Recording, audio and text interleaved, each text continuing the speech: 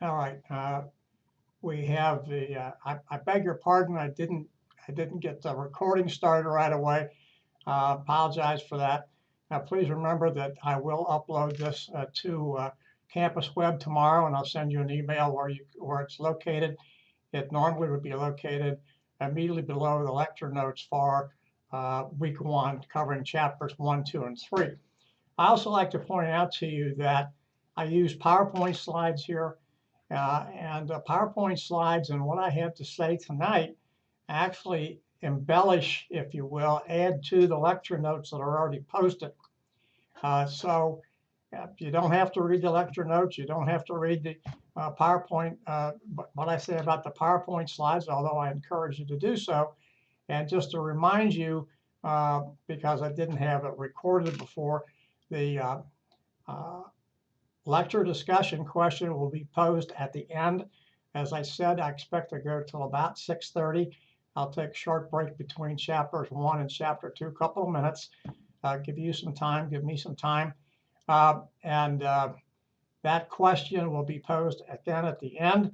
And then you are to upload your responses in the forum section, and that's due by 11:50 p.m. Eastern Time on Thursday, January 7th. So let's get started. We'll look at the learning objectives. Pardon me. I describe the relationship between profit and risk and show how business and nonprofits can raise a standard of living for everyone. Compare and contrast being an entrepreneur and working for others. Now we'll do more talking about entrepreneurs and entrepreneurship when we get to chapters 5 and 6, particularly chapter 6.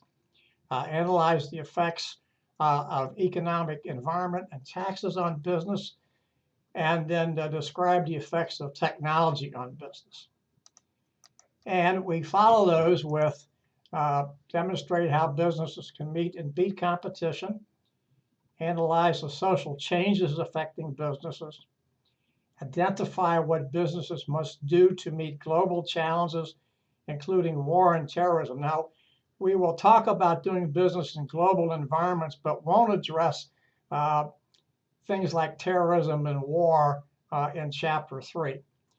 And then look at how past business trends, are being repeated currently and what those trends mean for tomorrow's college graduates. All right, goods and services. Goods are anything that we can feel, see, sense, smell, touch. They're tangible, something we can pick up and do something with. Services are intangible. We don't see those products. For instance, you're pursuing a college education. You don't actually see an education. You buy an insurance policy. That is a service. So healthcare and other things as well. So what a business tries to do, whether the business is providing a good or a service or both, is it tries to fill a niche at something that is not being fulfilled, something that the public either wants or needs, and you try to do that, obviously, before competition gets in and makes changes. Businesses always have to be concerned about profit and loss. The first thing we want to talk about is revenue. Revenue is different than profit or loss. Revenue is the money that comes in to a business during a specific period of time. Profit is the amount of revenue that is left, if you will, after the business has paid all of its expenses. And that, if it's a sole proprietor, that's for him or her to keep and do as he or she pleases. Publicly traded company, something different again. And a loss is when your expenses exceed the money coming in. And pretty simple to understand.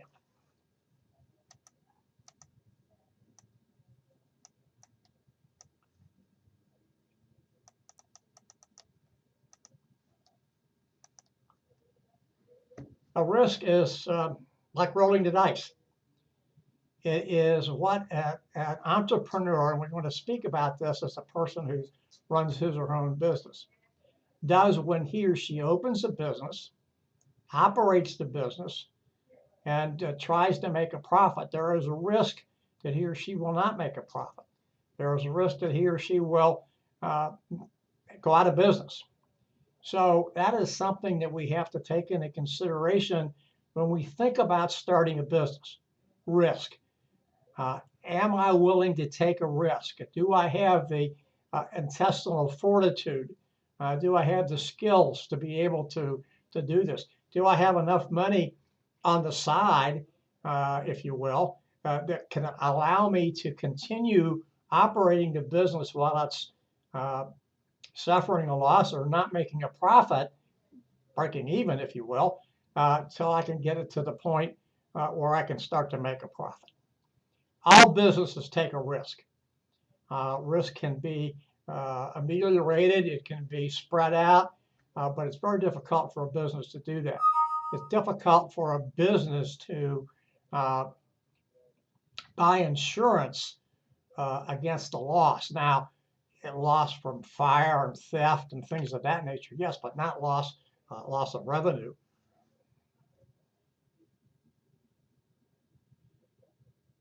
Now, we look at something about tax dollars, where our tax dollars go. I'm not going to go through this entire laundry list. I look for you to just look at it and see what's on there. A lot of us complain about taxes. That's in the American psyche. It's been in the American psyche since before the Revolutionary War. We didn't like taxes then. We don't like taxes today. But if you look at this list that's on here, what is it that you don't want your taxes to pay for? All of those are things that we either need or want. And so we have to stop and think about when we complain about taxes, what we're complaining about. There may be some things that you're paying tax for that you don't like that's not on this list. But you know, most of everything that's on this list are things that people like and enjoy and want. It helps them achieve in some way their standard of living. Now, standard of living really means goods and services that we can buy with the money we have or assets that we have, assets being more than just money. But those things that our tax dollars pay for, that were on the previous slide, are things that help us with our quality of life, good schools, good libraries, good parks and recreation, good fire protection, good police protection, things of those nature. That's what we pay for. And so standard of living is something that we talk about. It is something that we are concerned with, certainly in the United States and around the world. And it is something that we pride ourselves on having a high standard of living. And then the quality of life. This is more than just standard of living. It talks about freedoms that we have in this country that we take for granted. Now, a lot of people fuss about freedoms and they think the government overreaches and things of that nature. And yet, the freedoms that are mentioned here are guaranteed to us by the Constitution of the United States. Maybe not spelled out specifically, but they're guaranteed. And we tend to take those to be something that belongs to us, and we don't always stop and think about them and appreciate them, and we should. And of course, quality of life, if you have a good quality of life, then you can have, your citizens have a good quality of life, and you can have good business environment, etc. One of the things that we have to be concerned about in any business is people known as stakeholders. And stakeholders are not just stockholders. Too often, those terms are intertwined, intermingled, and they're completely different. A stockholder can be a stakeholder, but a stakeholder does not have to be a stockholder. And notice the list that's here. Stakeholders are customers. They're the government. They're the area in which a company operates, the people that are there. They're people who provide supplies to the company or sell supplies to the company. They're dealers. They're people that mentioned bankers here and other folks, insurance people, for instance, because all of these people interact with the company. Now this particular slide that I'm going to show you here is in your text. This is just giving you sort of a graphic display, if you will, of the various stakeholders. Not something that you have to call to mind. It's figure 1.1 at the bottom of page 6. One of the next subjects we're going to talk about, and we'll talk about this a little more in later chapters, outsourcing and insourcing. Outsourcing has a very bad connotation, and most people think that outsourcing means jobs going outside the United States. And perhaps for the most part that is true, but outsourcing is not always that case. Outsourcing is something that a company does. It takes business operations. I want to look at it.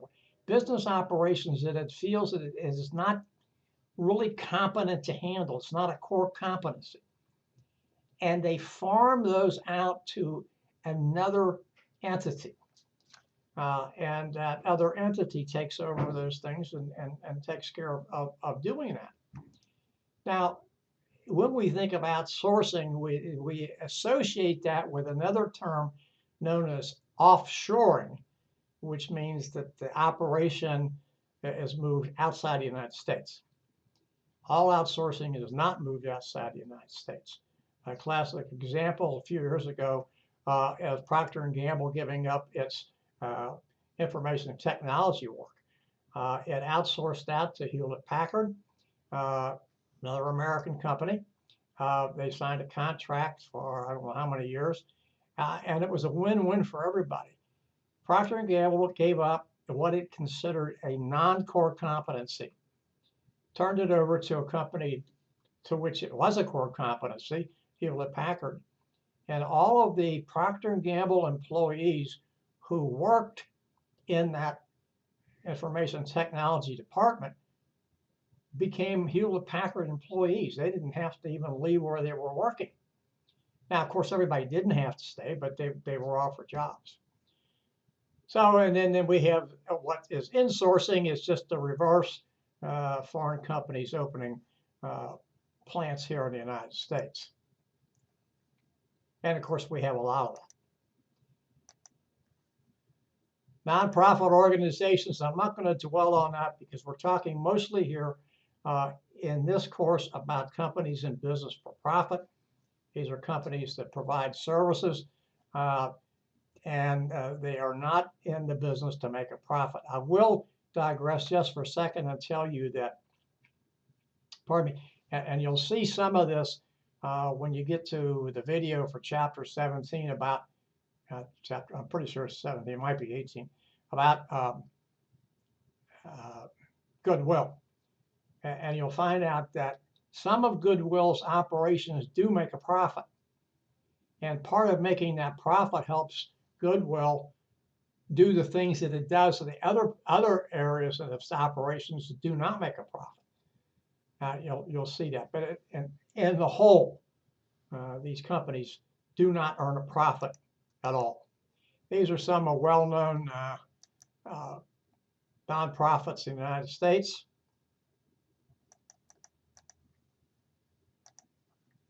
And I'm not going to dwell on this, but this just talks about how you keep people employed in nonprofits. Nonprofits can be very draining. I worked for a nonprofit organization for several years. It can be very emotionally draining. And so you need to have good responses. You need to have set realistic goals. And of course, anytime you're doing any kind of work, you want to set realistic, attainable goals. If an employee sees that he or she can attain that goal, they're going to work hard to do that. If they see that they cannot attain that goal, they're not going to even start. So that's what that means. And then giving employees, nonprofit employees, a break is just something that helps them and helps keep them morale going. Again, because it's a difficult thing. Well, these are ups and downs of entrepreneurship, owning your own business. And we don't need to go through each and every one of these, but you notice the first one is you're free to do whatever you want. Tagline there is to succeed. Of course, you're free to fail just as well. Nobody is forcing you to do anything. Yes, I understand government wants you to pay taxes and a few other type things, but nobody is telling you you have to do this, you have to do that, you have to do something else. We don't think your business should be here. We think business ought to be located someplace else, et cetera, et cetera. Now, yeah, you do run into things like zoning regulations, and you may not be able to put a business exactly where you want it. But other than things like that, you're going to be able to do exactly what you want to do. You can keep all the profit for yourself and do whatever you want. You're going to make all the decisions, and nobody else is going to tell you, oh, well, that's foolish or foolhardy or whatever. Now, what are the downsides? The downsides are you don't have any benefits.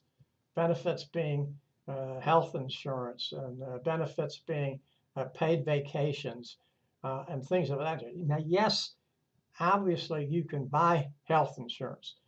You can buy business insurance. You can buy a few other type things. You could take a vacation, assuming that you had somebody who was going to run the operation for you while you were gone. But nobody's going to pay you for that vacation. It's not a benefit that comes to you. So a lot of things that you don't have. And before you start a business, you need to sit down and look at the pluses and minuses of the business, of starting any business, and saying, do I have the tolerance to do this? I didn't even talk about assets. I didn't talk about money. Do I have the wherewithal? Do I have the smarts to do it? I'm talking about, do I have the ability to do this? Can I take the risk? Am I willing to take that risk? And those are questions you need to answer first before you ever even talk about what kind of business you want to go into, and if you have enough assets, et cetera, et cetera.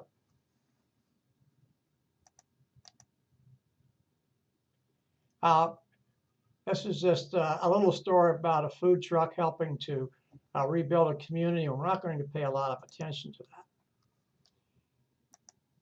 The question is asked here, who takes the entrepreneurial challenge? And the answer is the entrepreneurial challenge is one of the American dreams, owning your own business. Numerous people, it says here millions, and I'm sure that's probably correct, have pursued that dream.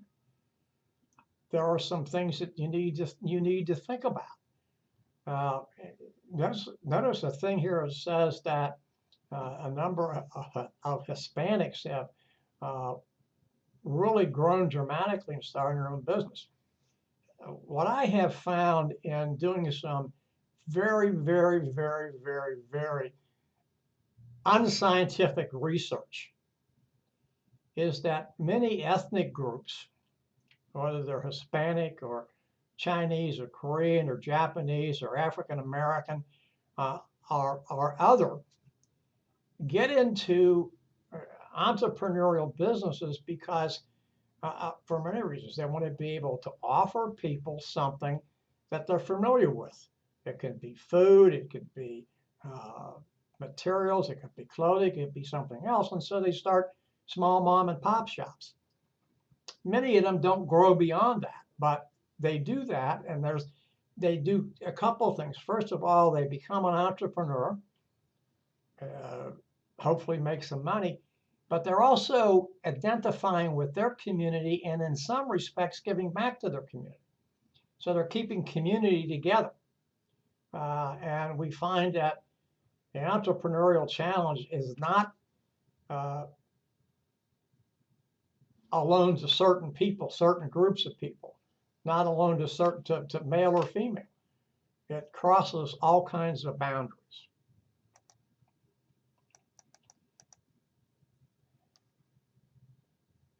This is a slide about women in the workforce. Women in the workforce has obviously grown exponentially over a period of years. And it's something that we think of and we don't think of, but we find that as more women get into the workforce, as more women move into senior positions, obviously they're not enough, but some companies are making good progress, we see business changing simply because we're now injecting the other half of our population. Women and men think differently. And I don't mean that to be a bad statement. It's just a true statement. They operate differently. They have different relationships. They see things differently. And when we can include more people from different perspectives, we're going to wind up better off. This next slide is something that you should pay attention to because these are the 5 factors of production, and they affect any business. Notice they are land, labor, capital, and entrepreneurship. Now, years ago when I would teach this course, I've been teaching this course since the late 1990s. Years ago when I would teach this, the last one, knowledge was not part of it. We talked about 4 factors of production. And now we have 5 because knowledge is very, very important. And we see that, we notice that, we experience that, and it's very, very important for us to understand that knowledge is as important as land, labor, capital, and entrepreneurship. What we have here for you to see, and you can see this in your text, figure 1.3 at the top of page 12, is the global business environment, and it shows global competition and et cetera, et cetera. We see business management and job creation in the center as like a hub in a way. And then we see the spokes here on the outside. Now, I'm not saying that the hub runs everything, but we see this as a central focus. And the 4 things that we see here are technological environment, social environment, competitive, and then economic and legal environment. Each of these has some impact on a business, regardless of the business's size. Now, one of the things that is constantly reminded to people is that many of the requirements we have for businesses extend across the board and they extend to small businesses when in fact they may be somewhat, I don't want to use the word harmful, but probably a little bit onerous for small businesses. So that's something governments have to work through to see that. But we have to think about each of these things. And if you look at the social, we're talking about diversity, and we're talking about demographic changes, competitive environment. Competitive environment changes almost constantly. New competitors come in, old competitors leave, go someplace else. New pieces of equipment, new merchandise, new ways of doing things change the way we do business. And we can think of things that we don't have anymore. Uh, I like music, but I'm not a real handy technology person, so I don't do any music streaming or anything like that. You can't buy a VCR anymore. Uh, I don't think you can anyway. You can't buy a tape. Uh, you probably can. If you go to some store that still sells them, you can probably find them, but more or less you can. Tapes went to CDs, and now we're into other things. We're going to talk a little bit more about economics when we get to chapter 2, but economics always have some impact on us, and then technology. I just kind of talked a little bit about technology, but it changes dramatically, and it seems like technology changes on almost a daily basis. Pardon me. So that's something that businesses have to keep up with, have to stay in front of, so they're not swamped.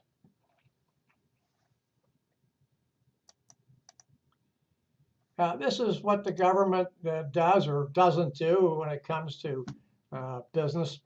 Uh, Talks here about minimizing taxes, but I think what I would prefer to say is make sure that there are no taxes placed that are unnecessary. We have to look at that. And of course, fostering private ownership, which is very important.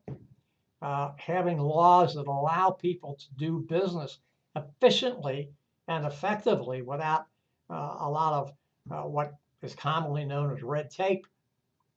And then finally, down here at the bottom, something I don't think most of us think about, and that is having a currency that is accepted worldwide. Now, there are very few currencies, pardon me, in the world that are world tradable currencies.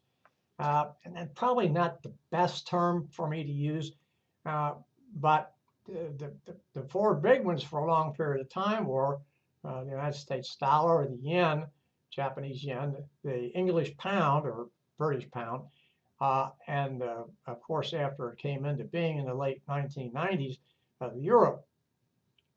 International Monetary Fund has just added the Chinese renminbi, also known as the yuan, and what bearing that's going to have on economies, I don't know. But it's a specific type of currency that's known as a basket currency, and as I mentioned, there are very few of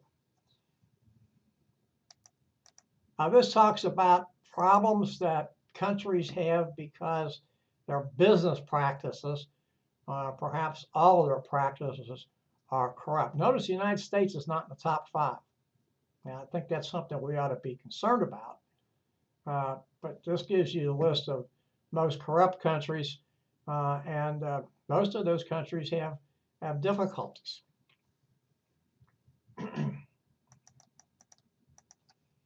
I am not going to spend a great deal of problem here, a great deal of time here on this ethics. This is a ethical situation, making ethical decisions. It's on page 14. I used to use these as an assignment, but students too often wanted to not get into the depths of this and make some critical choices here.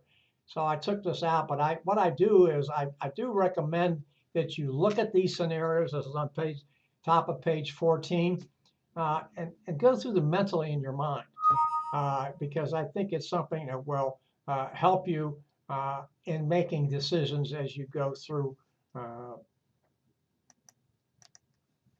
your day-to-day life.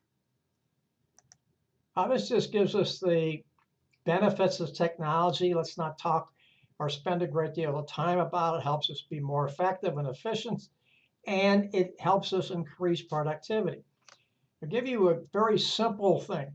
Many of us get on the phone and call somebody, and we get an automatic operator. And right away, we tend to get aggravated because we're not going to talk to a human. But if you stop and think about how much it takes a human to direct those calls on things, or that person could be working someplace else and being productive. A person answering a telephone and directing you someplace is not actually being productive. Yes, they're doing what they're supposed to do, but they're not being productive. And so that has helped us. I'm not here to tell you that I don't like to talk to humans. I'm not here to tell you that I like to talk to people halfway around the world. That's not my point. My point is that by automating some of this stuff, we actually increase productivity.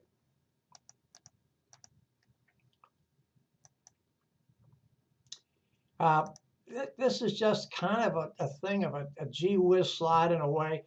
I'm not going to spend any time on it.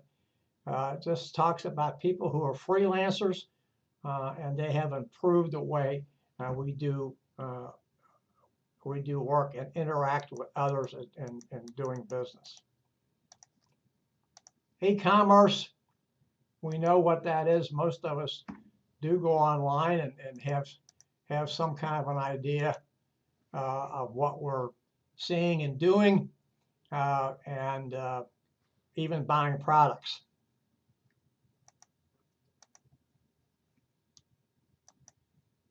Cyber attacks on business, something that we are going to continue to see.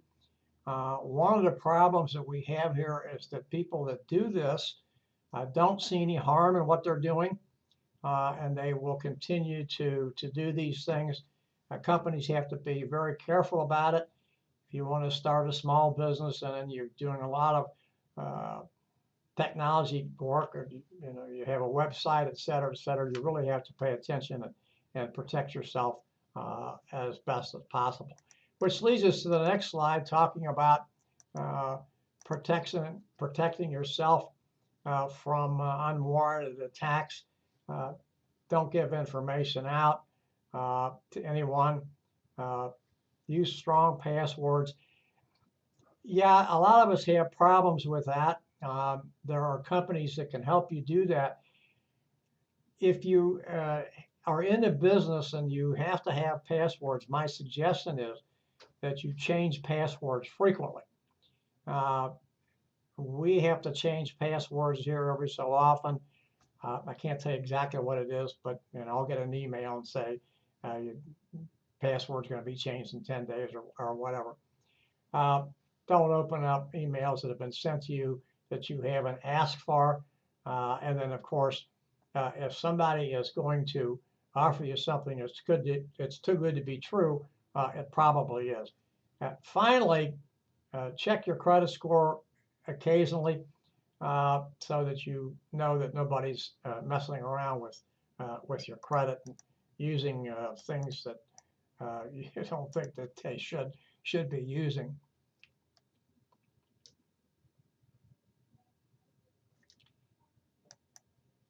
We're going to talk a little bit more about empowerment as we get later into the course. But empowerment is simply this. And I'll expound on it later and try to go into a little bit more depth.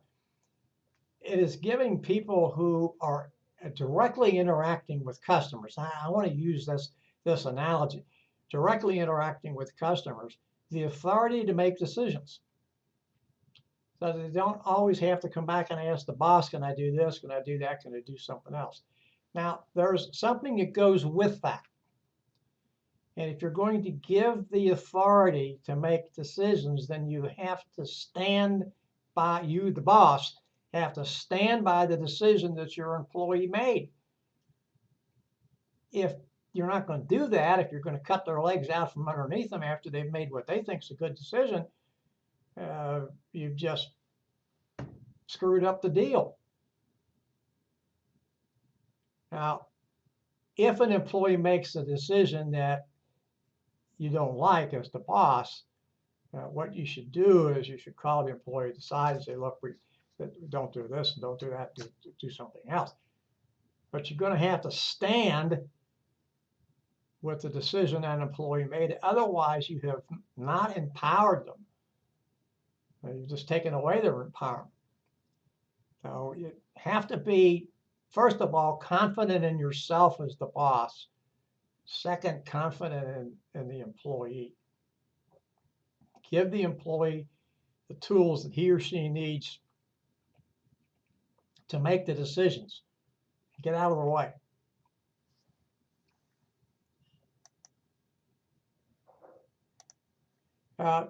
Demographics,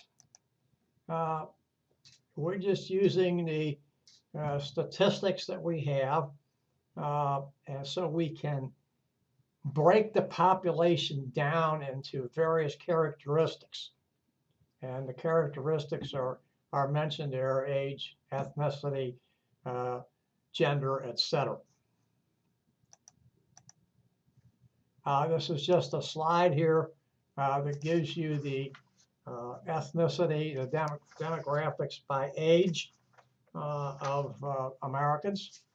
And we see that we have a great percent under 18 and a great percent over age 65. And then we have people in between those. And then we have the demographics by race. And notice that approximately 3/4 are considered to be white.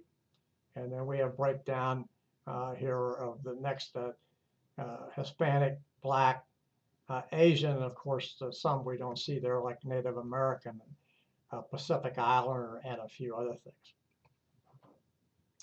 The demographics in the United States by race are changing, and they will change. Now, I've seen data that says that by 2030, excuse me, let me extend that out, by 2050, whites will no longer be the majority.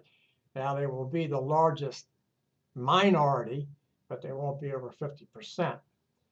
I've seen other data that says that is going to happen as early as 2030, which is 14 years from now. I'm not sure exactly when that's going to happen, but it will happen. And it's something that we all have to understand is going to happen and be ready for it. Now, this next slide is going to give the projected demographics in 2050. What I talked about a little earlier, notice that the white population has dropped to 47%. Hispanics have about doubled.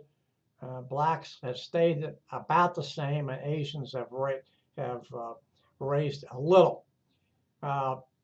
So this is 2050, and again, I've seen some that say it will happen as soon as 2030. I'm not sure which, but I think it's going to happen somewhere between 2030 and 2050.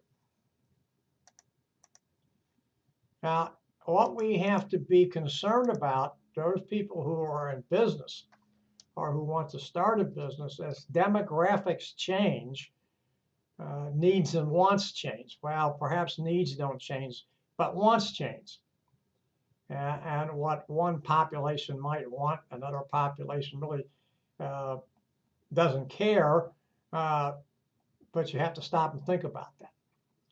And we have to stop and think about the nuclear family that we talked about in the United States in the 1950s, mother, dad, and 2 children, no longer exists. Now, what I mean by no longer exists is, yes, you certainly have mother, father, and 2 children. My younger daughter married and has 2 children. My 2 older children have 3 children, so a little bit different there. But that demographic, if we talk about the nuclear family, when I say it doesn't exist any longer, it's probably there to some extent, but not like it was, or not like we thought it was. And so if we're trying to reach that target audience, that target market, one we were pitching to in the 1950s, and by the way, I don't expect any of you to remember the 1950s,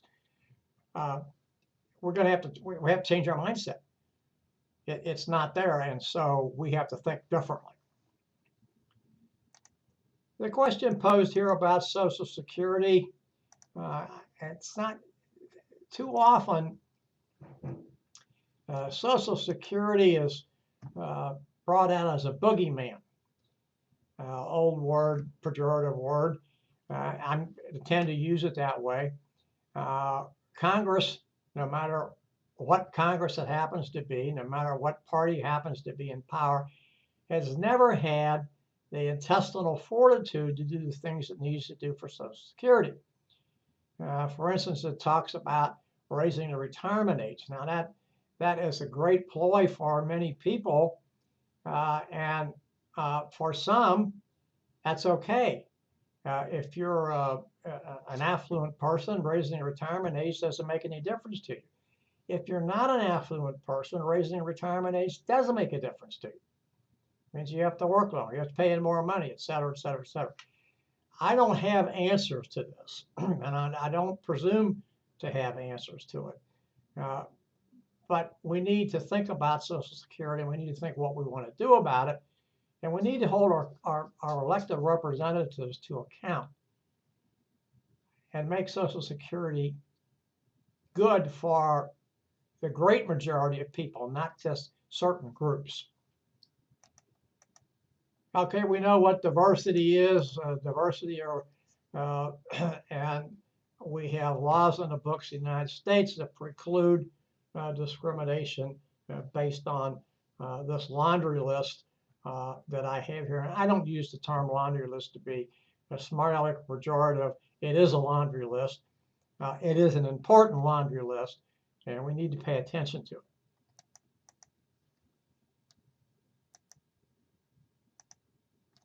Global competition is here to stay.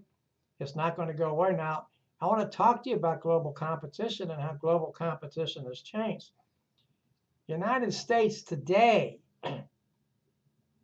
is almost the world's largest producer of oil. That's hard to figure out. We had some problems in the 70s and 80s. We capped wells, and we didn't keep up with production, et cetera, et cetera. And now we figured out new ways to do things, and we're ready to become a net exporter of oil. We didn't export oil for many years because it was seen as being not a strategic benefit to the United States. Of course, oil is in the doldrums today. Is trading down around $37 a barrel, maybe a little lower, maybe a little bit higher. Far cry from over $100 a barrel about a year and a half ago. And we suspect it's probably going to stay down, but that has not changed production for some strange reason. Saudi Arabia, for instance, is still producing as if there were no world oil glut or reduced prices. And of course, that's where 90+% of Saudi Arabia's national income comes from.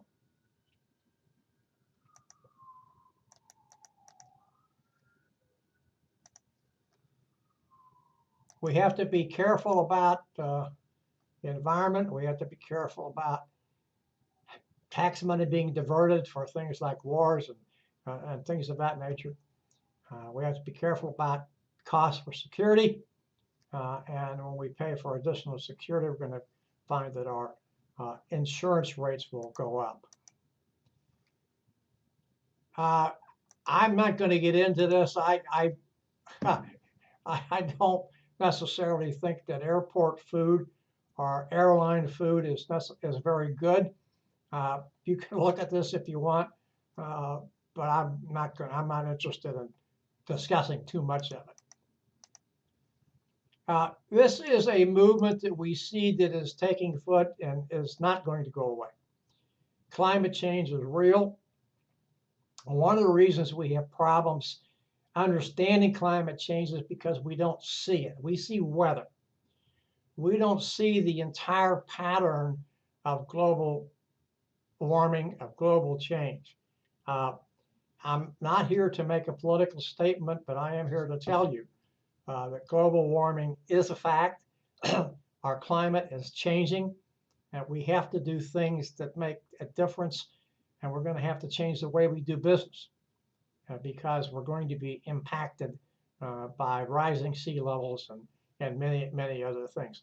These are just a number of the companies that are trying to help us keep the global warming at a sustainable rate as opposed to where it is today.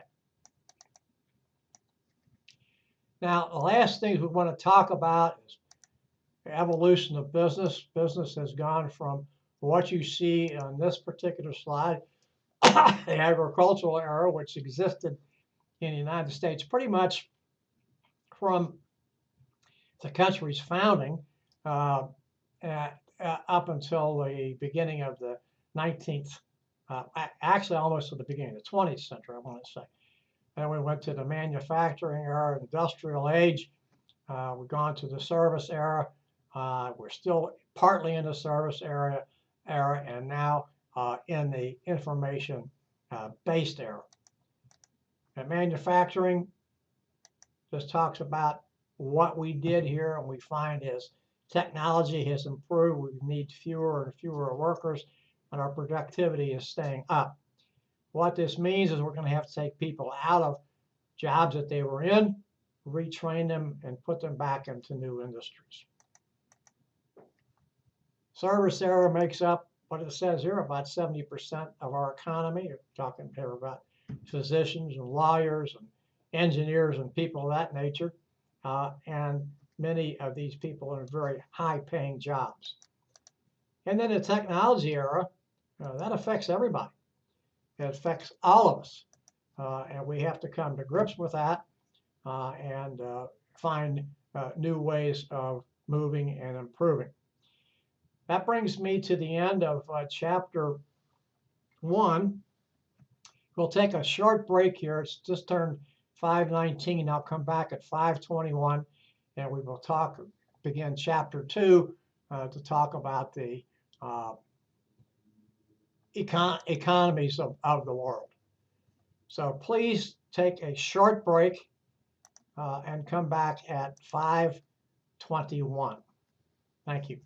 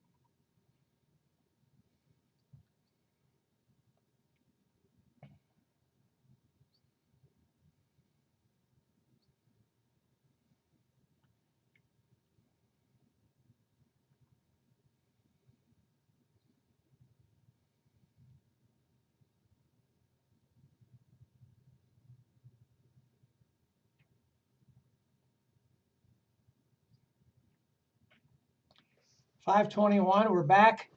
We're now going to chapter 2, understanding economics and how it affects businesses. And our learning goals, our objectives are to explain the basics of economics, explain what our system is, capitalism, and how it affects free markets and how free markets work, compare socialism and communism. And when we do that, you need to keep capitalism in the back of your mind.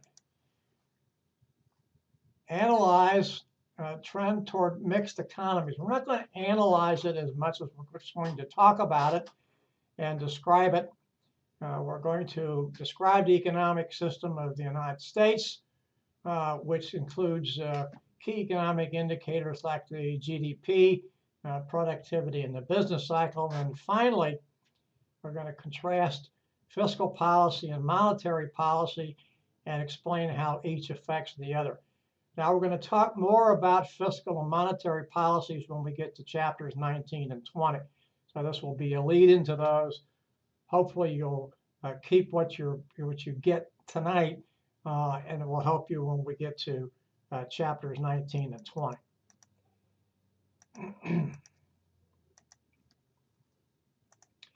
There are two major branches of economics. Notice that economics is a study of how a people, a nation, I would prefer to say, as opposed to society, employs its resources to produce goods and services for consumption. Two main branches of economics, macro and micro. Macroeconomics looks at the operations of a government as a whole, or as it says here, a nation's economy as a whole. Now, the reason I use the term government as opposed to nation is because the government has some control over the economy. Now, in our system, we don't tell people that they can't start a business. We don't tell people that they have to produce X amount of goods and services. The buying public does it. But the government has some control over it because it tries to control inflation, tries to control interest rates, it tries to do things to improve the employment rate. And so that's why I use the term government. Microeconomics is about how individuals make choices. It says it a little bit differently down here on the slide. But the big thing to think about in microeconomics, now let's not talk about money that you must spend for rent, for food, for utilities, for transportation, etc. Now, by the way, when I say transportation, I'm not talking about owning a car. I'm talking about getting from place A to place B. You have to pay to get there for the most part, unless it's short enough distance you can walk or ride a bicycle or something like that, but there's a cost involved there. Whenever you make a choice to buy something, that means that you cannot buy something else. And we need to think about that. For instance, the Bengals are in the playoffs, Cincinnati Bengals in the playoffs next Saturday. And other teams as well, but this is a local team for me. So if I buy tickets to go to the game, by the way, I'm not going to do that. I had season tickets for a number of years and don't have them anymore. But if I buy tickets to go to that game, that however much money I spend for that, I can't spend that money on something else. So that's why I say microeconomics is a question of choices. It's how we as individuals decide to use our resources to purchase something else or to not purchase something else.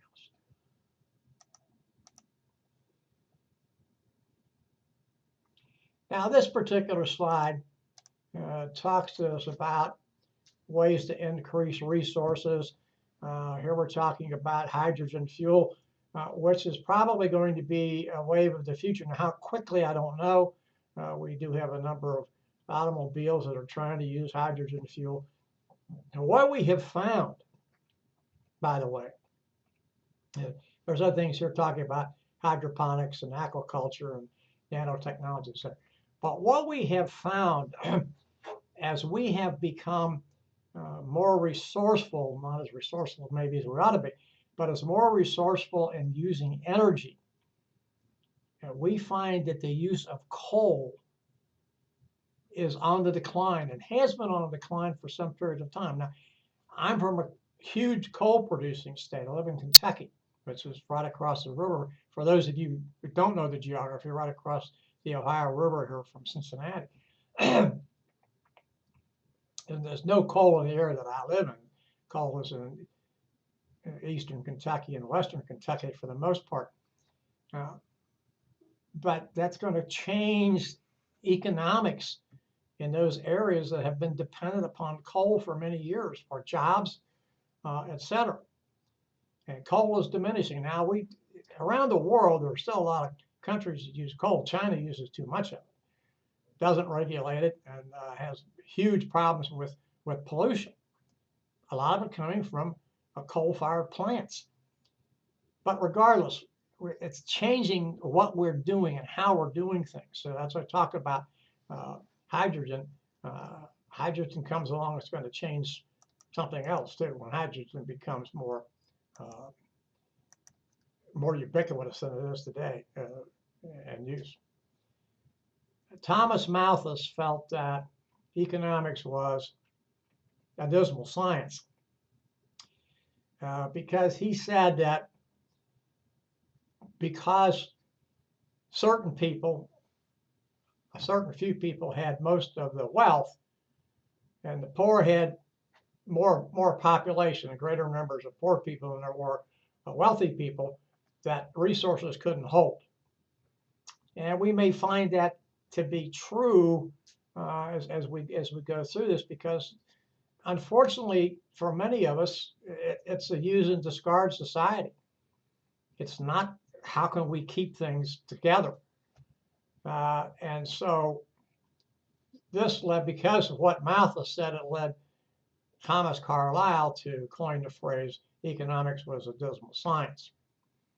And of course, those people who are still around that believe Thomas Malthus think we still have the same problems, too many people in the world, and we have to do something about that. Now notice here that the authors talk about population as a resource, but also notice that they talk about population, an educated population, as being a resource. You can make a case that if you have too many people who are not educated, and I'm not talking about college education, I'm only talking about high school education, are not educated, they're a drain. And so we want to get people educated across the board. Pardon me, not just here in the United States, educated for a purpose. So they know what they're doing to be able to be productive at work and productive at home and things of that nature. So an educated population is a highly valuable resource, as the slide points out here.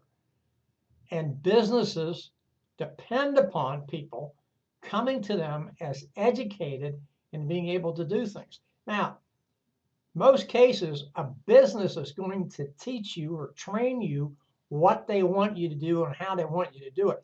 But they can't train you to think for yourself.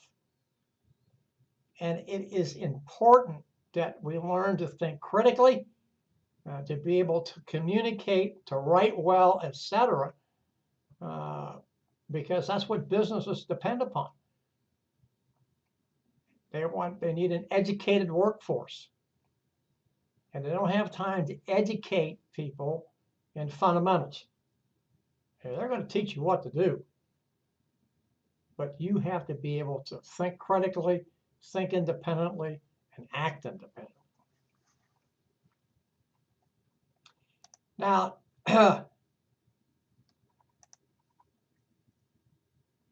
differently than Thomas Malthus, we come to a gentleman by the name of Adam Smith, who is known as the author of The Wealth of All Nations. That's not the exact title of his book. It's a little bit longer than that, but that's what most people boil it down to, The Wealth of All Nations. Pardon me. And what he really believed in was the freedom of people to do things that they want to do, like starting their own business.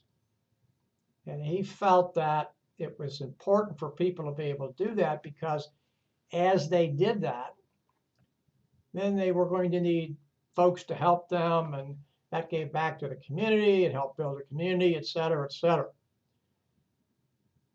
And notice that his last point down here, if people believe, if you and I believe we're going to be rewarded for our hard work and production, then that's what we're going to do. And by extension, if we believe that, the more we do that, the harder we work, the more productive we are, the more we'll be rewarded. So it's like a stick and carrot approach, if you want, except take the stick away. It's the carrot. Now, he also believed, he being Adam Smith, in what he called the invisible hand. And notice he says as people improve their situation, they improve other people's situation. And this visible hand theory, and I want to read this to you. I don't usually do that, but it's very important we get this concept in our mind. When self-directed gain leads to social and economic benefits for the whole community. So someone's up there kind of orchestrating this whole thing with this invisible hand. So let's look and see how this works.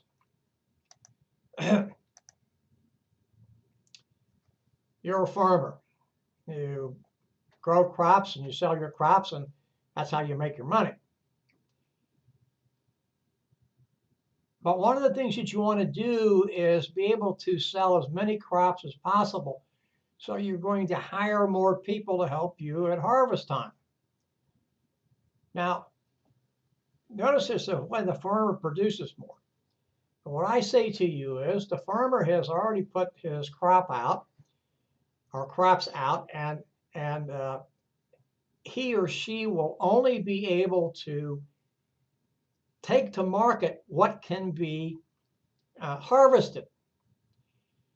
So if he or she has too few hands to help with the harvest, instead of being able to sell the whole harvest, maybe only sell 70% of it or 80% of it. And the other 20% is going to go fallow.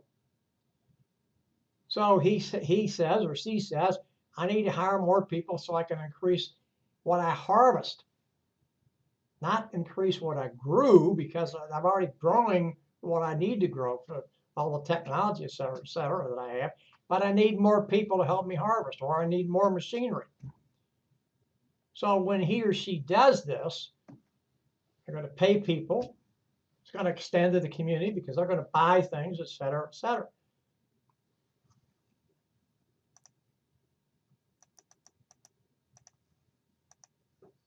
Now, we talked about this a little bit before, and we find that when you have corruption of any kind, it's going to harm the economy. It's going to harm not only the economy, it's going to harm people involved.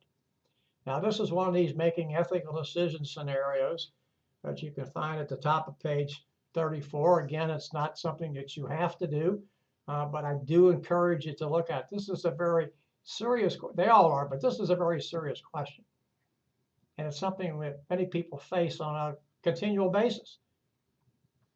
And I encourage you to take a few minutes just to read it and go through the scenario. We live in or have an economy known as capitalism. I prefer to take the term market-based economy because it has a nicer sound to it. But capitalism is the right term. Everything that we have in our economy is owned by individuals or stockholders in some cases, not by the government for the most part. And they're operated to make money. These are the countries that practice capitalism or higher on capitalism. Now, there's a thing known as state capitalism. And this is pretty much the same as what we have, But here it is the state that runs some business rather than owners. Countries that are doing this today, notice, are former communist countries, both Russia and China, where the state has a lot to do with running businesses. If you paid attention to today's stock market, you would find that China's having some problems because their economy is slowing down. Part of that may be due to the fact that the government is still telling people what to do. A couple of weeks ago, I read an article in the New York Times that there are many factories in China that are closed because there's not enough business for them. Cement factories, steel factories, all kinds of factories. China overbuilt in some cases. Now, of course, they have a large country, large in land mass, large in population, much larger than we do, certainly in population. And many times the government doesn't really know what people want. They think they do. So in this case, not only do you have what this is saying, but it's kind of what's known as a state-run economy. I don't know how true capitalism is in China in a lot of places. I mean, you still have the state doing something. You have to question whether or not you actually have true capitalism. These are the 4 basic rights of capitalism: right to own private property, right to own the business, keep all the profits, freedom of competition, and freedom of choice.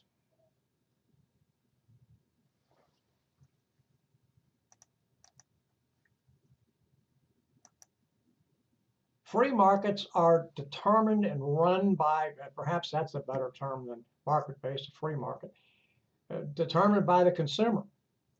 The consumer tells the manufacturer, if you will, how much to manufacture, how much to make, how much to produce.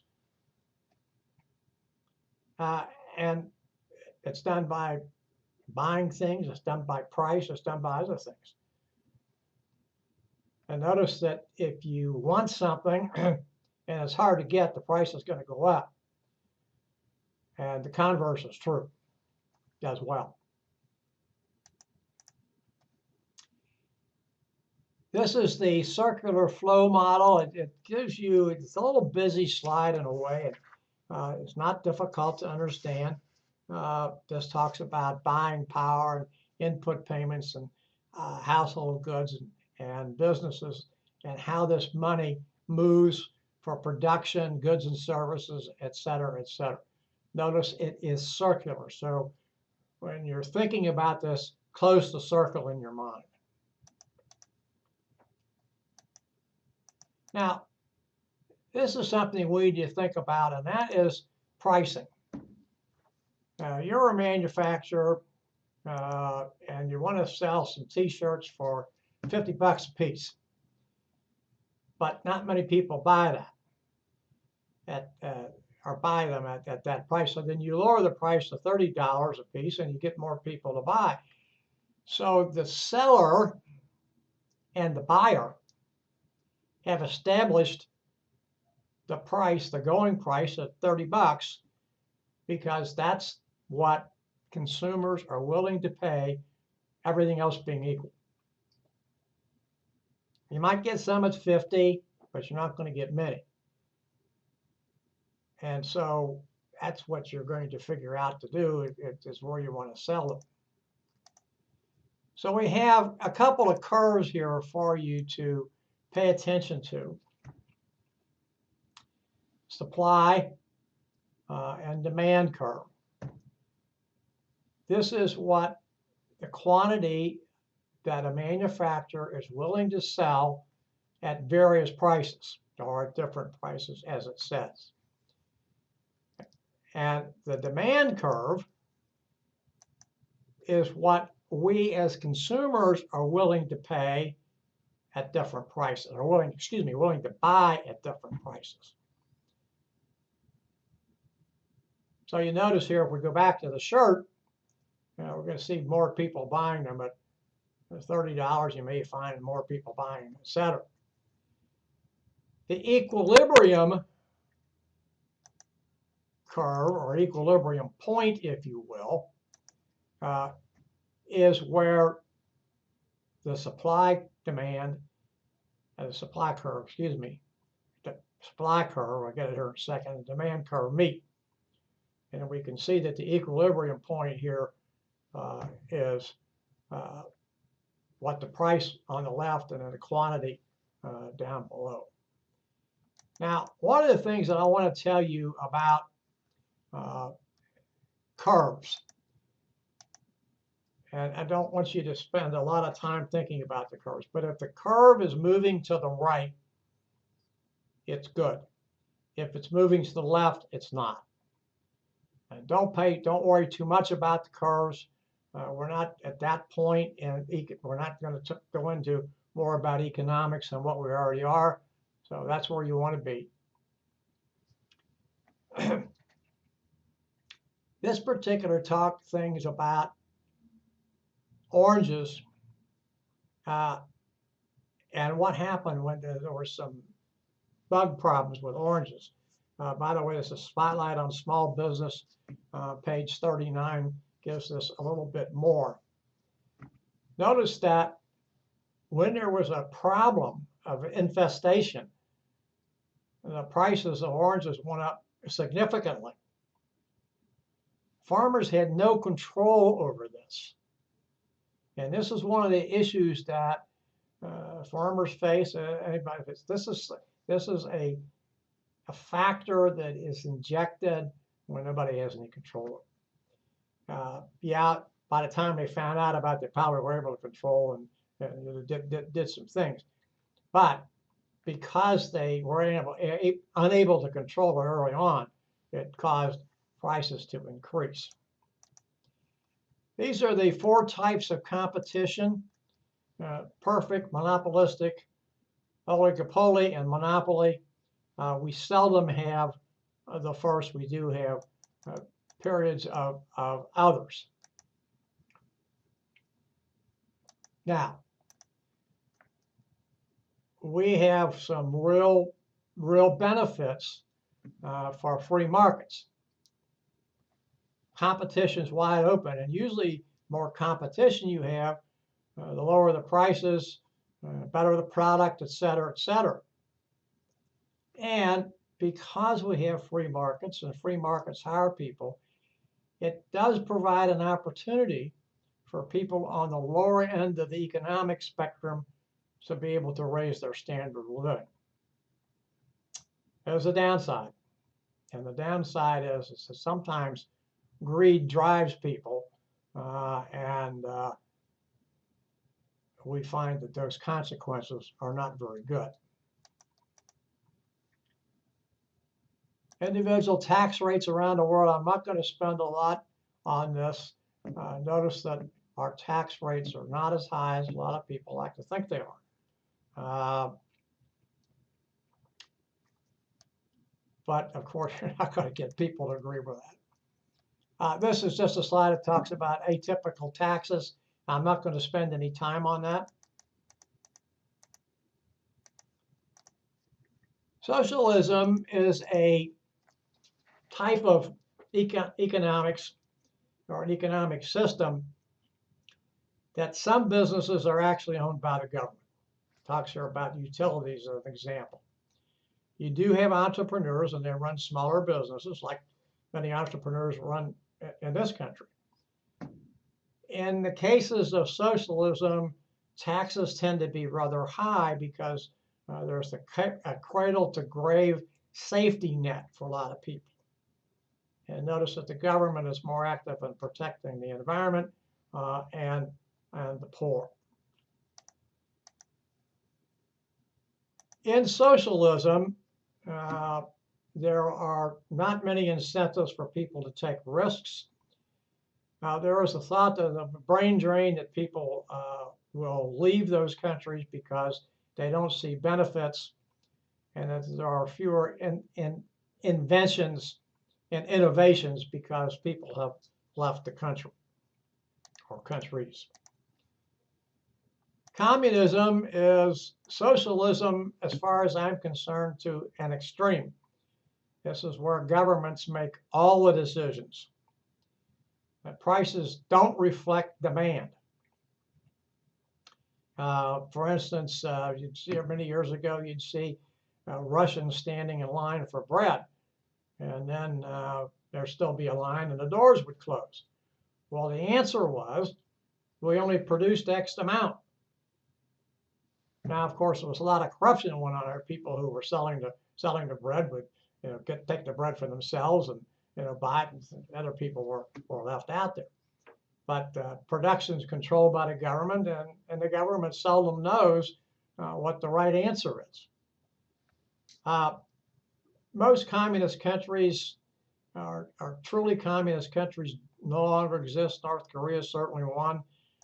Cuba probably moving away from that, although they still have some issues there, and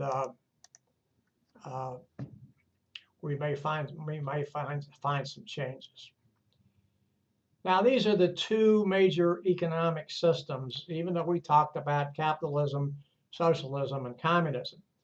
Free market and command economies. We're in a free market.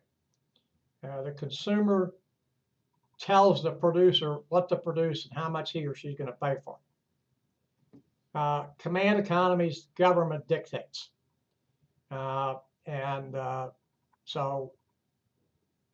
we still see some of that, probably not as much as we used to.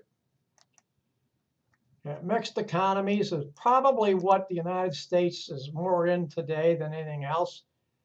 Some allocations made by free market, some by government. Probably not in that completely, but we're probably moving somewhat in that direction.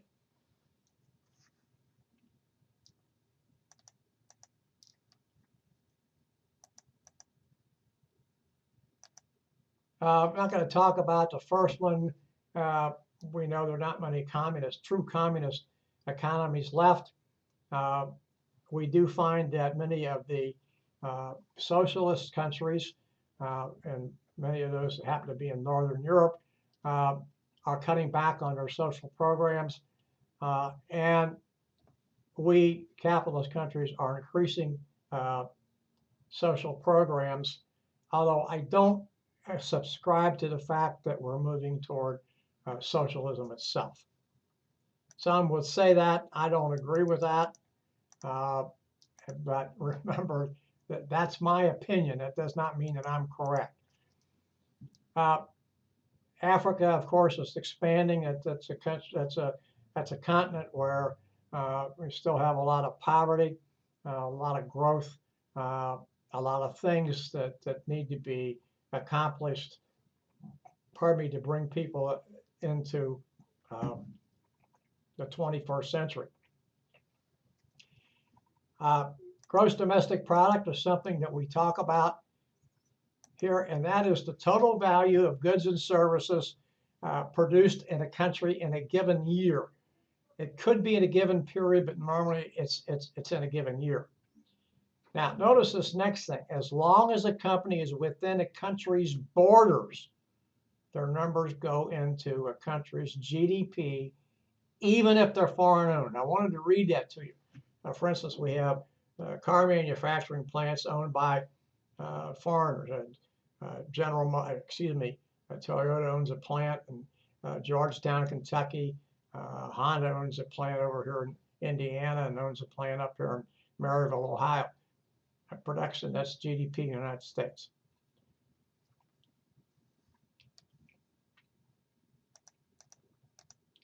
This shows the GDP of the United States in billions of dollars. That's a gee whiz slide, and I'm not going to go too much with that. This is GDP for other countries.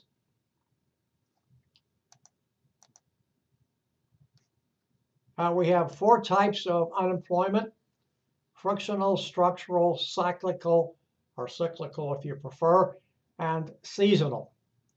The unemployment rate is calculated by those people who've been out of work for 4 weeks or more and are actively looking for work, that are 16 years of age or older and not institutionalized. Our unemployment rate is down about 5% now. The slide was done before the latest figures. It's moving in the right direction, although some people think it's not moving enough. Best and worst cities for job search. Let's put that up there. Inflation is the general rise in the cost of goods and services over a specified period of time. Disinflation is kind of the reverse. Price increases are slowing. Deflation, prices are declining because there's too few dollars chasing goods and services. And stagflation, the economy is slowing, but prices are going in the other direction. Consumer price index is what the government uses to calculate inflation. There are many people that don't like that. They don't think it's an accurate picture, but it's been around for a while, and I don't know that it's going to change. The producer price index, different than the consumer price index, or PPI, measures the prices at the wholesale level, much different than consumer, because that's at the retail level.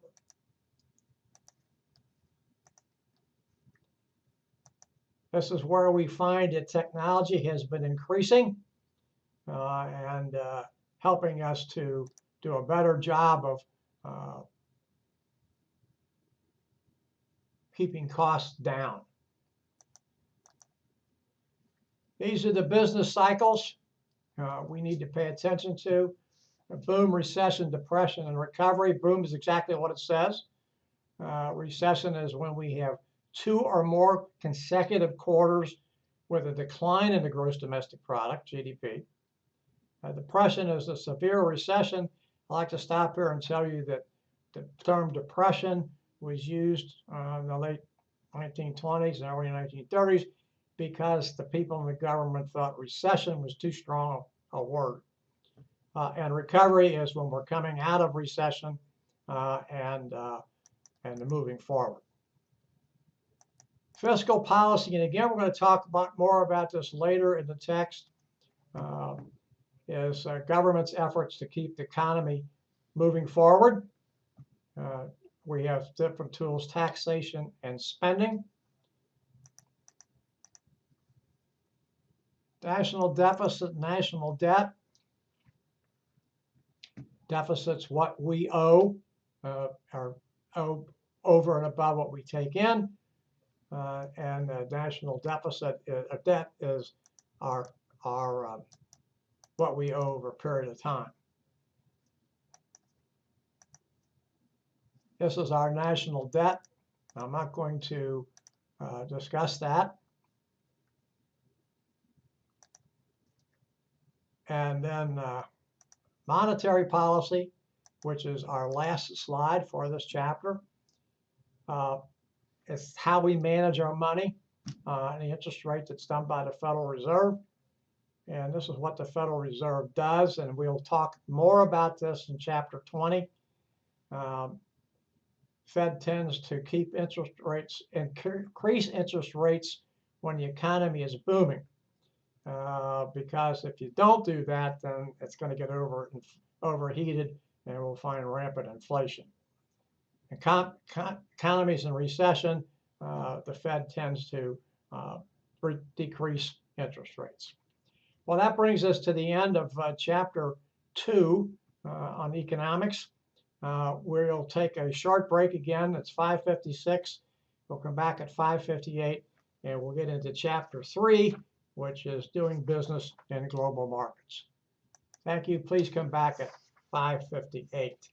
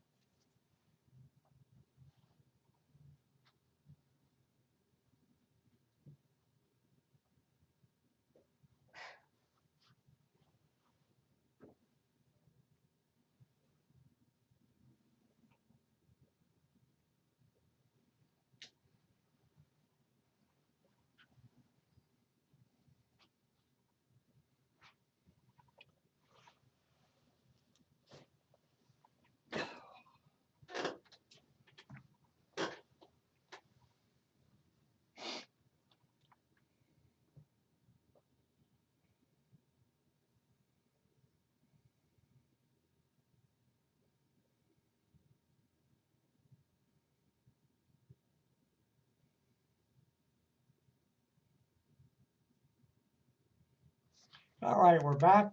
Chapter 3, Doing Business in Global Markets. Our objectives are to discuss the importance of the global market and the roles of comparative and absolute advantage.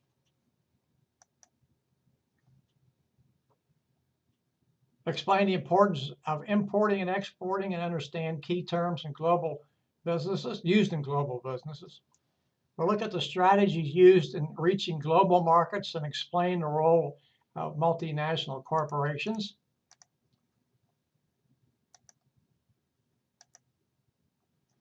Evaluate the forces that affect trading in global markets. We'll look at the advantages and disadvantages of trade protectionism, and then discuss the changing landscape of the global market and the issue of offshoring outsourcing, which we talked about a little bit before.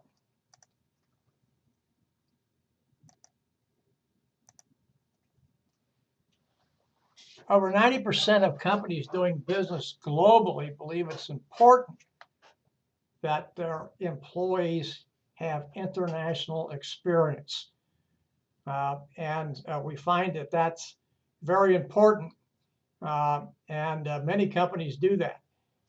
Procter & Gamble, for instance, sends people that they have believe are good employees to place a neighbor across the street whose daughter spent a couple of years in Singapore or Malaysia. I can't remember which one, and now she's back in the United States. This is the world population growth, which we expect. Notice that this is in billions and it's going to continue. Importing and exporting. And by the way, I want to go back just for a second and look at the world population. Notice that 7.4% is in North America, 14.9% in Africa, double, 60.2% of the world's population in Asia. And of course, that includes China and India, regardless. Europe even has larger population than we do.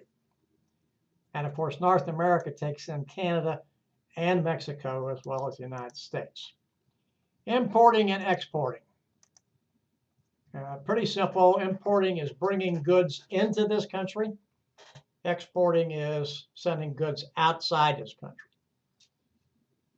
Notice that we are the largest importing country in the world, even though we have significantly small population as opposed to the world population. And yet we're the second largest exporting country in the world. So we do a lot of exporting. It's been a little more difficult for us to export recently because the strength of the strength of the dollar. But we will continue to do that, and of course that's been little problems with it. These are the best countries for doing business in the world. Notice again, the United States is not in the top 10. We believe in free trade, although in some cases we restrict it. Free trade is simply moving goods and services across political boundaries, government boundaries if you prefer, without restriction. We do have restrictions. We like to think that we're completely free trade, but we're not. We do have tariffs and things of that nature. We try to stay away from that as much as possible, but we do have. I'm not going to go over this about the pros and cons of free trade, other than to say that domestic work on the con side do have the potential of losing jobs because imports have increased and they're less expensive and moving production to low-wage countries, et cetera. And of course, that affects American workers. I'm not going to tell you it doesn't. But we believe, the United States believe, that free trade, if we can reduce the barriers, trade protectionism, it will be a plus for all involved.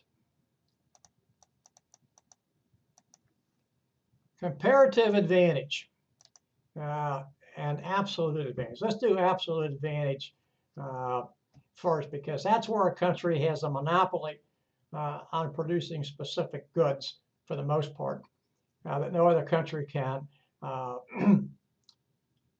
can match. Now, for a long time, South Africa had that in diamonds. That's probably changed a little bit as more diamond mines have been found in other countries close to South Africa. Comparative advantage is a little bit different. What comparative advantage says that a country should manufacture and sell the products that it produces most efficiently and buy those that it does not.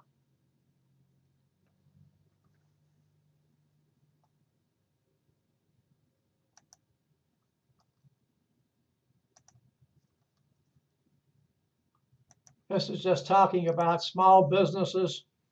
Small businesses are usually thought to be a job generator. We look at it that way in the United States. Notice down here that only 1% of our small businesses export, yet that 1% accounts for 30% of the exports the United States does in a year.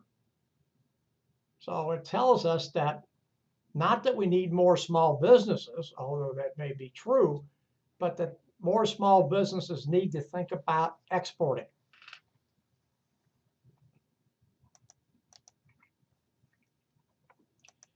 These are the countries we owe money to. Don't want to get too involved in that.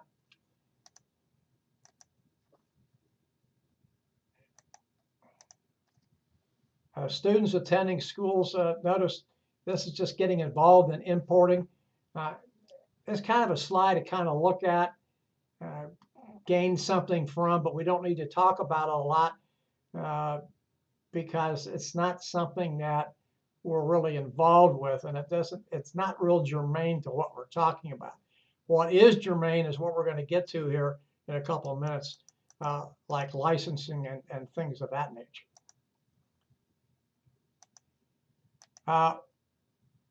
There are ways to get involved in exporting. There are arms of the federal government that can help businesses with exporting. Notice that every 1 billion of exports helps generate 7,000 jobs in the United States. So something that we want to do, although as I mentioned, exporting has become more difficult recently because of the strength of the dollar. That will change over time. I don't expect it's going to change anytime soon because other world economies are not in as good a shape as ours is. So I expect the dollar to remain strong for a while. Balance of payments. That's just the difference between what comes in from exports and what goes out. And other money flows, and of course you want to have a balance, want to have a favorable balance, more coming in than going out. Unfair trade practices is something that we have to be concerned about because we find these quite frequently. Dumping, selling products below cost. Well, not only below cost, but below what another country can manufacture for. It is prohibited. Unfortunately, it's something that continues in the United States, continues happening in the United States. Steel companies are complaining today. I think the concrete manufacturers are also complaining that there's more and more material coming to the United States, and it's coming at a below cost. Our companies cannot compete with that, and it's something that we take our concerns to the World Trade Organization. Unfortunately, the World Trade Organization tends to be slow to act. Not to say that it doesn't act, but tends to be slow to act, and so we don't get change as quickly as we want to see it. Now, this particular slide, which you can see in the text, figure 3.4 at the bottom of page 67, shows involvement of American companies, and I'm only talking about us to other countries, and how we enter into foreign markets. So notice that the arrow shows amount of commitment, control, risk, and profit potential. So we see licensing at the least end, and we see foreign direct investment at the far end. And we're going to talk about these because these are strategies that companies use to get into foreign markets. Licensing, as we saw, was the least.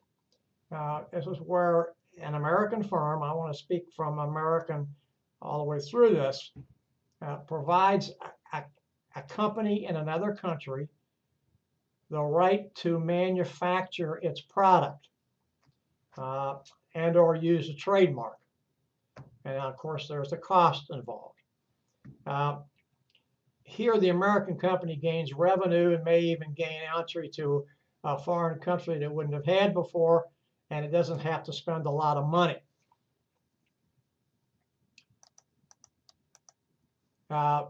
This is talking about Dunkin' Donut flavors in Taiwan. It gives you some kind of an idea, and I'm not going to go through this, but it's something that you want to. By the way, excuse me, I skipped a slide.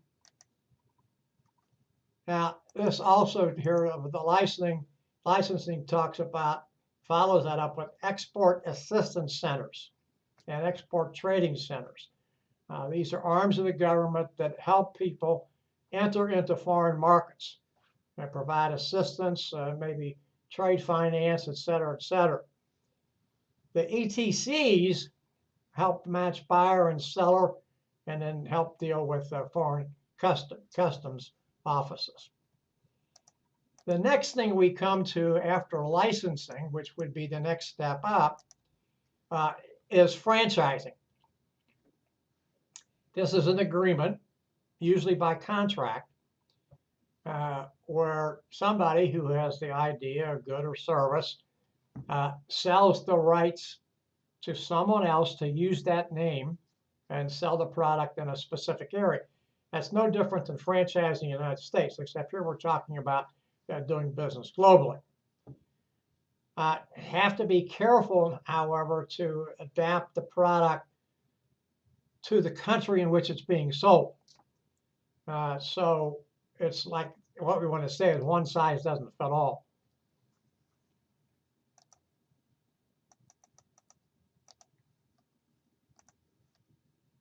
Notice we find McDonald's in 118 countries. And depending upon where you go, you will find different cuisine, etc., in a McDonald's. So you can go to Germany and order a beer in a McDonald's. Beer is the national drink in Germany. I don't mean to say people drink too much beer, but it's the national drink. So McDonald's would not be doing business in Germany if it refused to sell beer. So that's what this means. You have to adapt to what the locals want, what the locals look for, so you can go where you need to go. So I hope we got that about McDonald's. I think my screen sharing was off, and I apologize for that.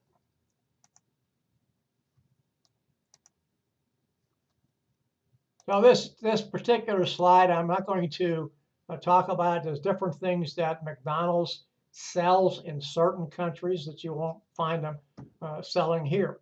I mentioned about beer in Germany, certainly kosher food in Israel. Contract manufacturing is somewhat different. Here, the foreign company produces private label goods for a domestic company, for an American company, and puts its own then the American company, puts its own label, etc. on. It is a form of outsourcing. It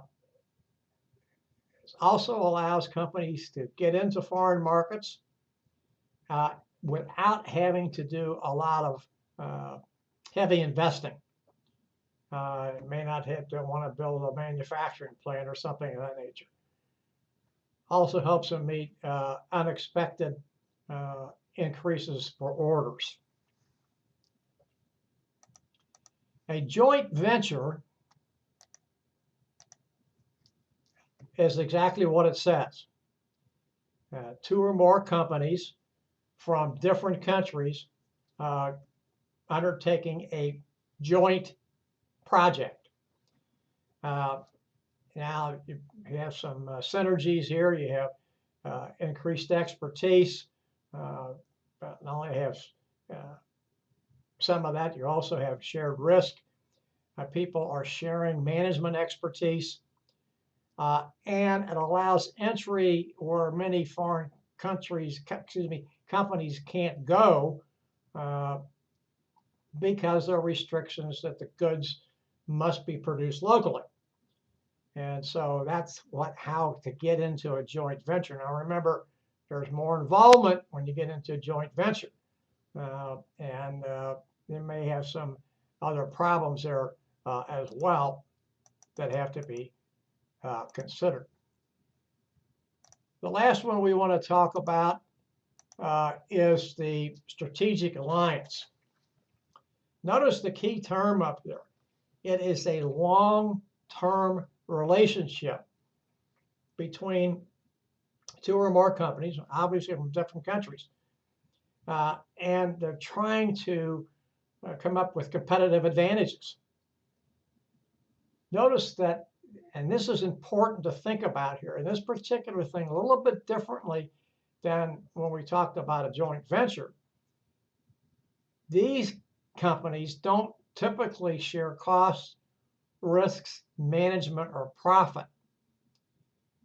Notice what the key here is. Broad access to the market. And then you pick up maybe some capital, maybe some technical expertise, maybe a little bit more understanding of the area in which you're doing business. So a little different, and obviously it's going to have some advantages and perhaps some disadvantages. This is a slide that I think we always like to talk about.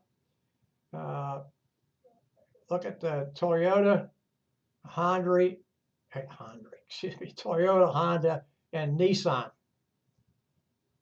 Three foreign companies manufactured in Kentucky, Indiana, Ohio, and Tennessee, the three foreign companies where their manufacturing cars are.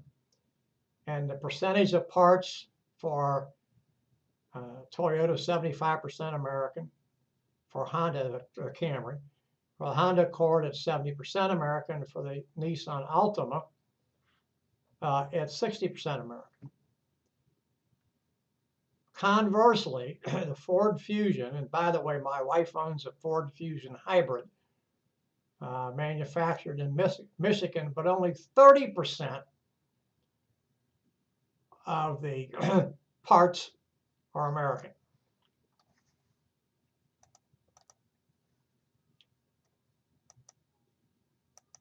Multinational corporation is simply a company, manufactures and markets in many different areas.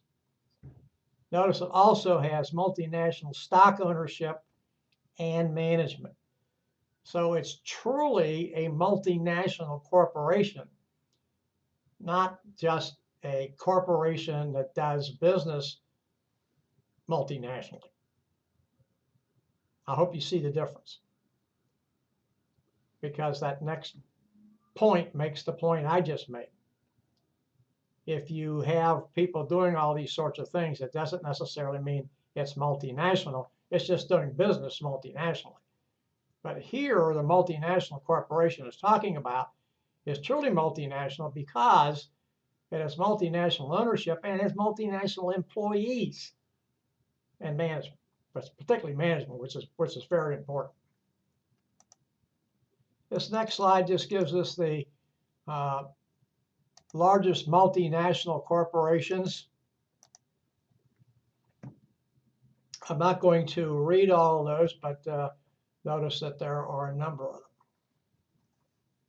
And there are a number of Americans, Walmart, Chevron. Actually, those are the only two Americans up there, excuse me. Sovereign wealth funds are something we probably don't want to hear too much about. I should not too don't want to hear it. Don't hear too much about. These are funds controlled by governments. Size of the funds and the fact that they're government-owned makes some fear they might be used for certain geopolitical objectives, gaining control of natural resources, which is a concern. Now, we have to be careful about that because many resources and scarce resources that are controlled by some company, by some countries. And if they want to be high-handed, a lot of us may be in trouble. Comes to the next one. But not only obtaining sensitive technologies, but maintaining them, pardon me, and not sharing them, and then undermining management.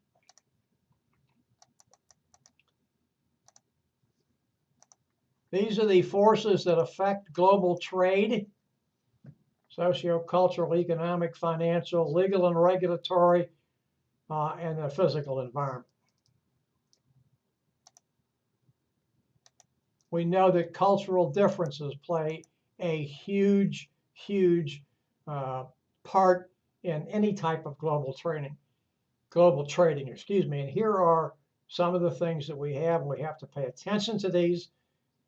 We have to be sensitive to them, and we have to remember that one size does not fit all, and we need to do the things we need to do. This is just a number of advertisements that we have made, we Americans have made in some cases, and other countries, other companies and other countries have made, and they were disaster. Schweppes tonic water was mistaken as Schweppes toilet water.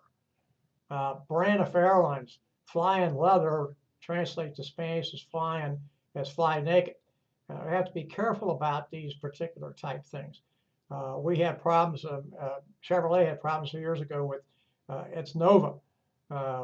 Nova means no-go in Spanish. People couldn't understand why Mexicans didn't want to buy a Nova. Well, pretty obvious.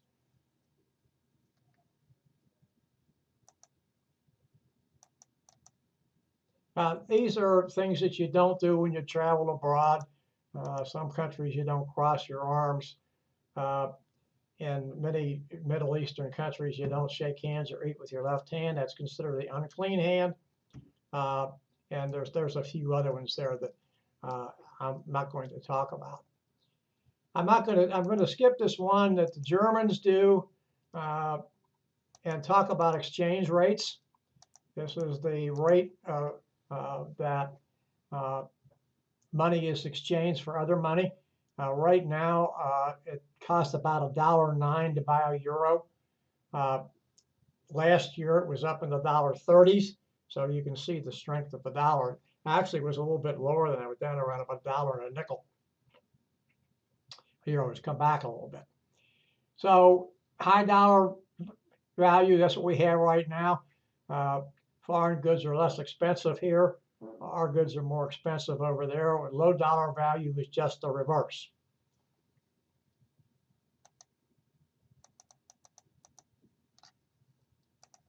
Devaluation obviously lowers the face value of the currency. And then counter trading, complex form of bartering, where countries trade goods and services for other goods and services. We have environmental forces that we have to be concerned about, as I mentioned before. Developing countries have problems storing goods and technological capabilities, a lot of problems differently from ours. Trade protectionism. We know what trade protection is. Trade protectionism is as where a government uses its regulations and clout to limit importation of goods and services. And that brings us to tonight's discussion question, which is due on the 7th, uploaded into the forum section. And the question is this: is trade protectionism good for consumers? Why or why not? And I ask that you do not use a book answer for this. I want your answer based upon your analysis of trade protectionism. Here are different types of trade protectionism. Import quotas, that's a limit. Only so many oranges can come into the country. And by the way, we do limit the number of oranges that can come into the country from either Brazil or Israel. Embargo, complete ban. We had that with Cuba for more than 50 years. Didn't work. And what I mean by didn't work is, yes, we banned things, but it didn't stop Cubans from selling cigars and things of that nature to other countries. It just didn't work. It didn't solve anything. Yeah, we don't like their system of government, but we would be far better off if we would have had some kind of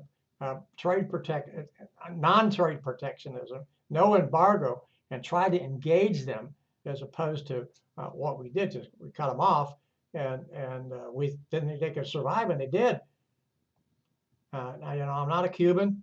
I don't live in South Florida, but I really thought for many years that we were actually being silly. The World Trade Organization tries to smooth things out and to keep things moving, to reduce the barriers to trade. We have things that are the Global Agreement on Tariffs and Trade, GATT, and then World Trade Organization, which tries to implement that. There are several common markets. One in Europe, of course, is the one that's best known, European Common Market, or European Union and European Common Markets. There's other ones here. This is where countries band together, and sometimes they have a tariff, sometimes they don't have a tariff, and try to do coordination between each other. Now notice the talk about tariff, external tariff, no internal tariff amongst the countries. Here's the European Union members. There may be a few more than that because the slide's a little dated. Notice that Serbia, Macedonia, and Croatia and Turkey are applicants, but they have not yet joined the European Union. These are two other ones: the North American Free Trade Agreement. That's between the United States, Canada, and Mexico. Central American Free Trade Agreement. Notice Costa Rica, Dominican Republic, and a few others. Well,